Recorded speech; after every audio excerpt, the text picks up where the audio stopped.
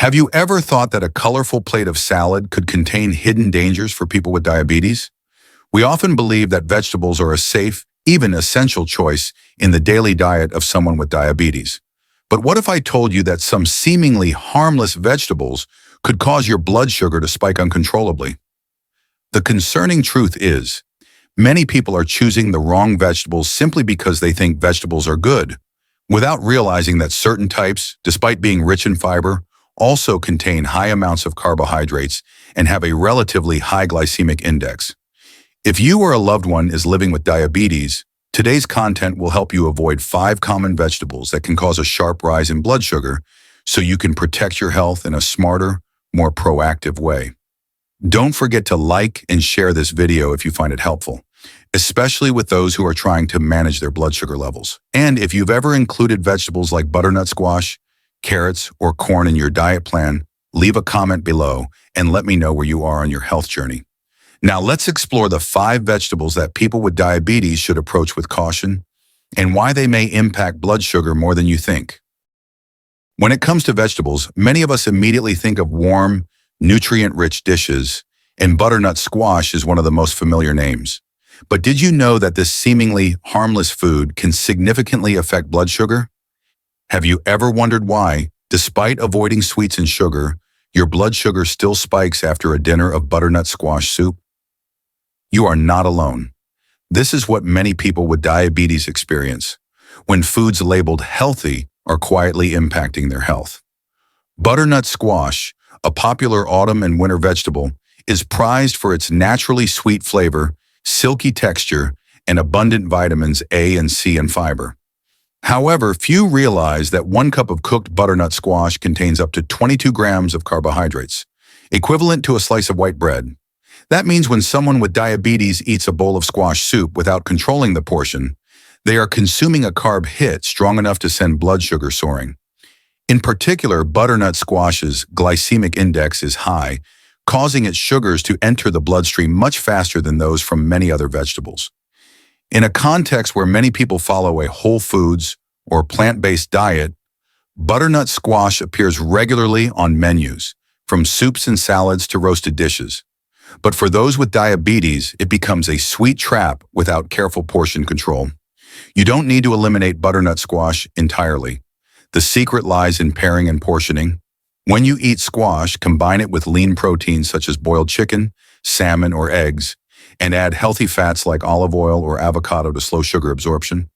Also, rather than pureeing squash into soup, which increases its surface area and digestion speed, you can roast it in chunks alongside low-carb greens like spinach or broccoli. This not only keeps you fuller, longer, but also helps manage blood sugar more effectively. Practically speaking, you can follow a few simple rules. Eat no more than 1/2 cup of cooked squash per meal when monitoring blood sugar. Avoid squash at late-night dinners since insulin works less effectively. Then an overnight, blood sugar may rise. Always pair it with fats and proteins. Never eat squash alone. And choose organic or homegrown squash when possible, avoiding frozen products seasoned or sweetened with added sugars. You don't have to give up your favorite dishes. Just understand your body and make smart choices. Butternut squash can still be part of a healthy diet, as long as you control the carbs and combine it wisely. Next, let's talk about a pantry staple in nearly every household, but a hidden enemy that can drive blood sugar up fast. Corn.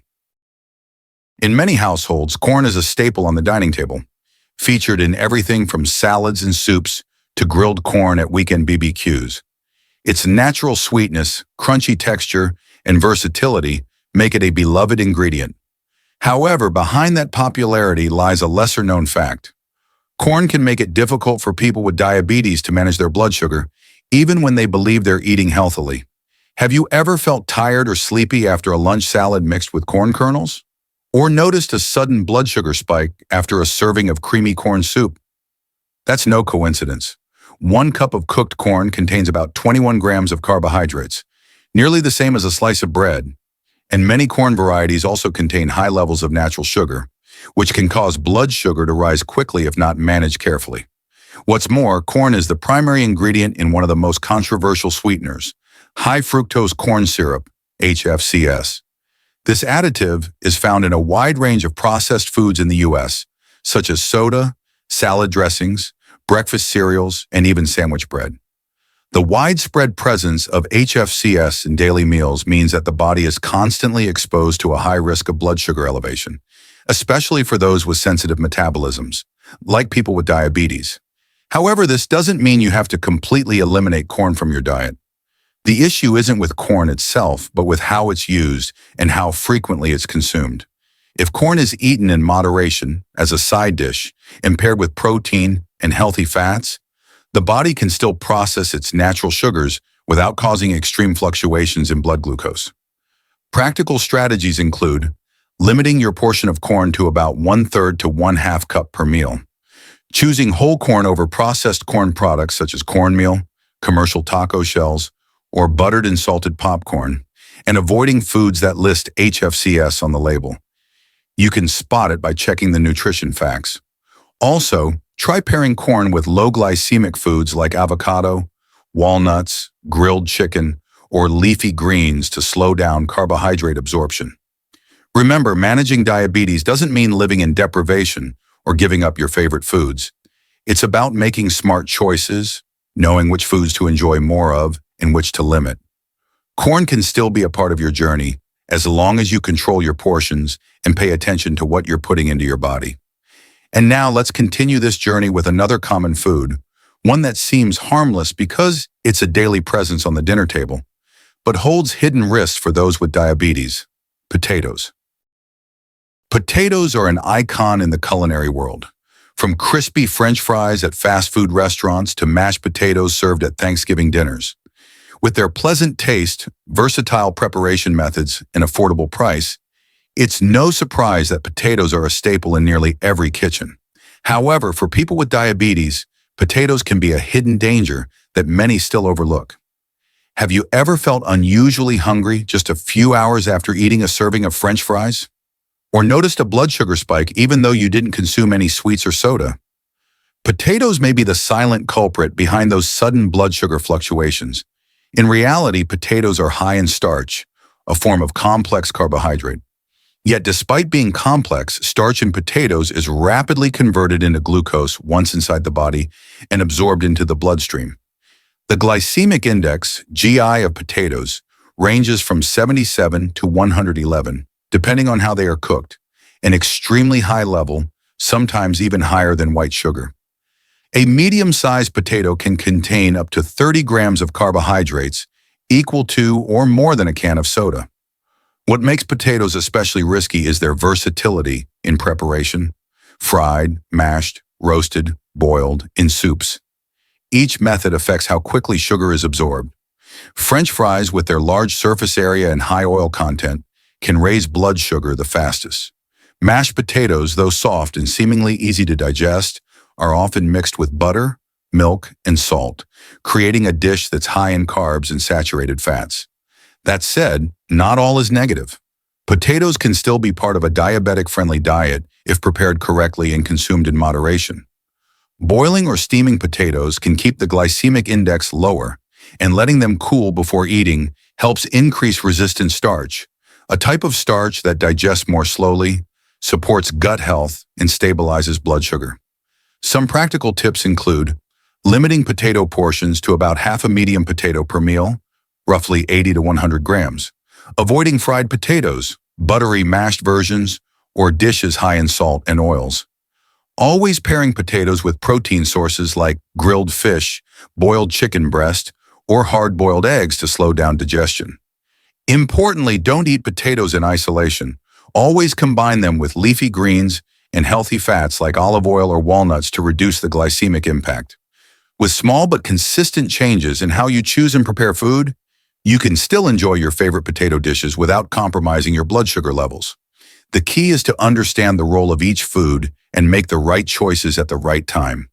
Next, let's explore a vegetable that seems harmless, often praised as a detox superfood, but hides a specific danger for people with diabetes: celery.